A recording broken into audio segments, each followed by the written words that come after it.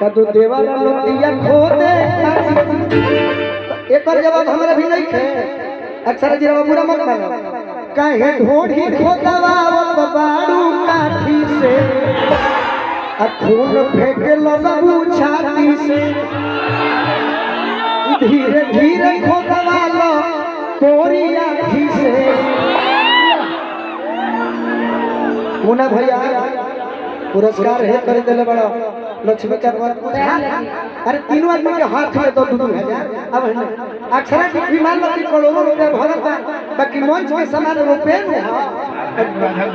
तो 2000 भीखू बाबू के 5000 अक्षरा जी के हमरो के कम से कम 11 से कम और उसके दिया ला उसके हाथ में ये सामान जब मुन्ना भैया पुरस्कार दी है तो जोर से ताली बजा दी हम मुन्ना भैया आप ले लीजिए देखिए मुन्ना भैया थोड़ा सी कैसे गुल हाथ कर रहा है इसके अरे ये अच्छा लग रहा है ओ मैंने घाटा मत दो धरा नहीं देखिए ना तो हम तारा से ले गुल हाथ से अक्षरा जी वाले ने हमारे जमा दी देखिए ये आपको देना पड़ेगा इतने सारे लोग देख रहे हैं बेइज्जती हो जाएगा जानकारी रुपया काहे मांगेला क्या घर में काम लगवाले बने ढलाई का काम रुपया हां की हो गई गलती भैया हमारी है न करीबा अब घर में काम लगवाले बने 5000 बाहर ढलाई नहीं खोल सकत मिस्त्री अब तो काम हो जाए बाकी अक्षरा जी है जाए तो चुप होकर धारो जाने लगा लगा दिखा रमा गया चाचा तू होने डांस करियो तारा तू अक्षरा तू बड़ू होने रहो भुलवा कर रख जाला बगली भुलवा कर अरे तो चुप हो धारो जाने छोड़ी दो या चला चुप हो धारो जाने छोड़ी दो अरे चुप माने हाथ उठा के बजाओ लो अरे चुप हो धारो जाने छोड़ी दो या चला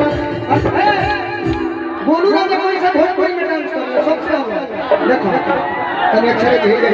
हां पहले तू कर ले फिर हम करके दिखाएंगे हमारा तनी हट कर अच्छा हमारे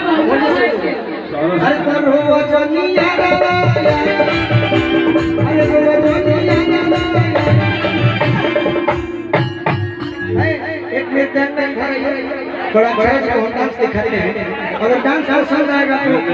एगो फ्री में छोटा सा रोक दिया दीजिएगा डांस के बल पर धरा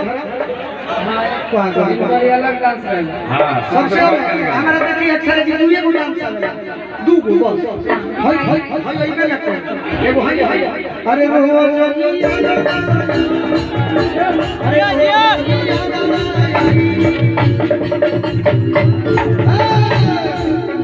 एगो ही हो गई और दूसरा का देखा अब फिर नई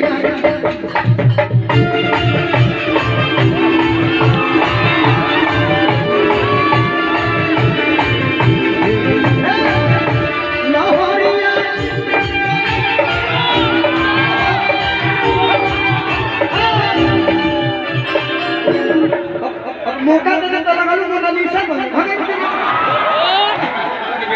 सारा की आई बड़ी लगलू मोनालिसा बने अरे हरा हो गई बहुत हो गई पेमेंट मिल गई हमें कटाई ना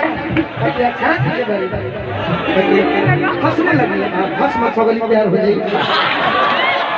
कि हंस मत पगली तोरा प्यार हो जाए प्यार के मतलब ना भाई आवाज पहले का बहुत ज्यादा अच्छा प्यार प्यार को कह रहा है गाय की पगला बेल बनी है हम अब पगलाई नहीं ठीक है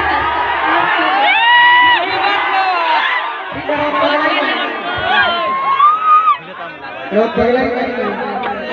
एक में गुरु रखे को पगला के देख एक में गुरु होने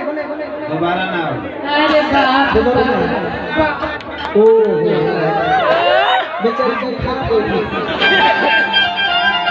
आइए पहले वाला कौन सा था कि चुप हो घरो छोड़ी दो या चला चुप हो घरो छोड़ी दो या चला अरे वो अरे वो